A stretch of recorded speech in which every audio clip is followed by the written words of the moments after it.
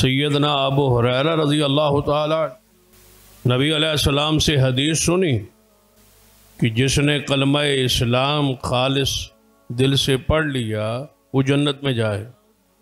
سیدنا ابوہریرہ رضی اللہ تعالیٰ فرماتے ہیں میں نے عرض کی یا رسول اللہ صلی اللہ علیہ وسلم اس کو ذرا عوام میں اس حدیث کو بیان کر دو۔